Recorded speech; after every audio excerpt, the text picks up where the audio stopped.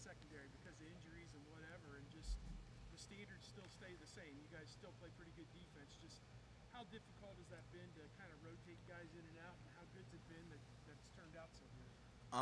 I wouldn't say it's necessarily difficult.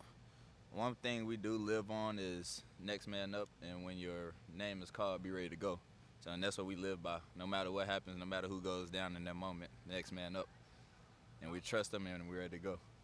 How impressed were you by JK Jair stepping up, obviously pouring that for that first I game? was very impressed. I was very impressed. Just being a freshman, I know that's a lot, and then it being their first starts, it just puts a lot of pressure on them. But we just tried to make sure that we had those guys back and that they were confident in what they were doing and just ready to go and play. Did you say anything to those guys in particular to kind of like calm their nerves or anything? I really like. I got you.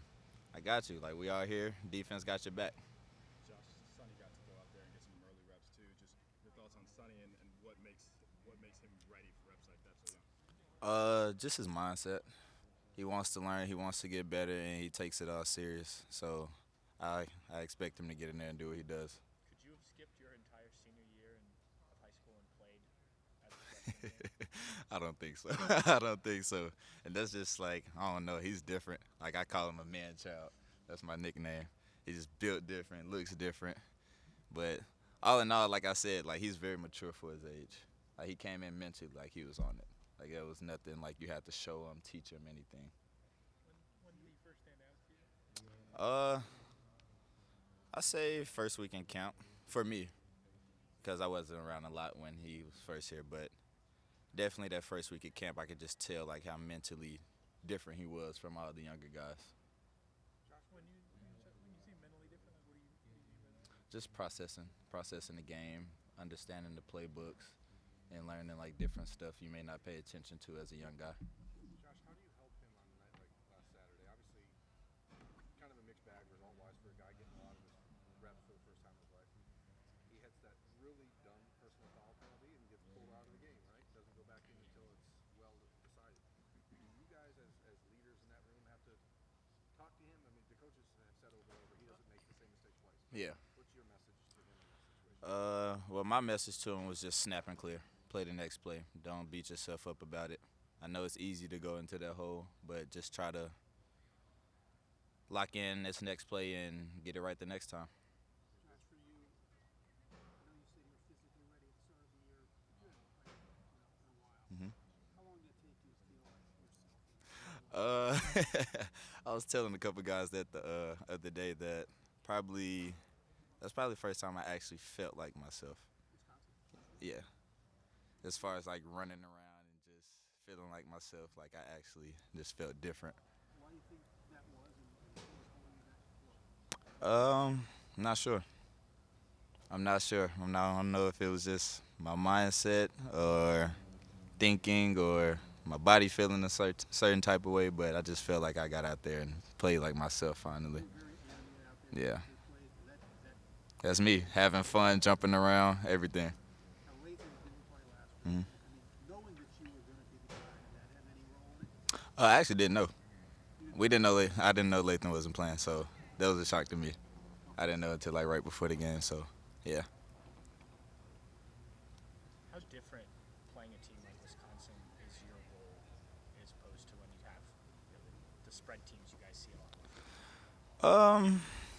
You don't have to necessarily worry about a lot of receivers, a lot of downfield routes. They use a lot of their tight ends, or just that Wisconsin's going to run the ball.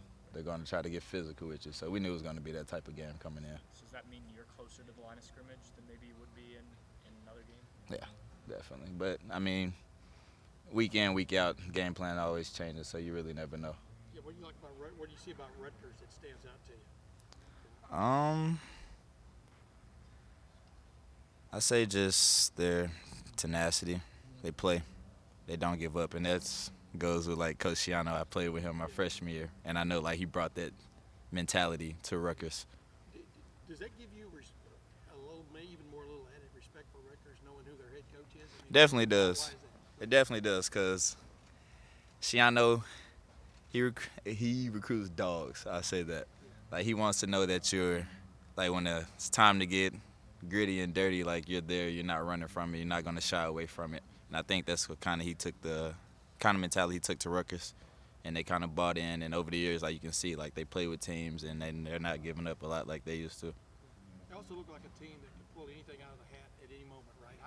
How does that change? Just sort of like, or just how does it change your prep this week? You know, knowing they play every 3 plays sometimes. Just being ready. Yeah. What does that mean though to you? I mean, just your eyes. I mean, Eyes, be aware. technique, anticipating instead of reacting. So knowing your job, what may be coming, reading formations, just goes into all that. What's the best thing you told Jair and JK before that start last week about? Because JK was talking about he leaned on you and as he said, Proc and the Rocket. That sounds kind of cool, but for some advice and stuff. But what was the best thing you told him with that? Play your game. Don't think too much. You know what to do. You know how to do it. Only, man, it's you versus you. And like I told you at the beginning, we told him we had his back. And that was that.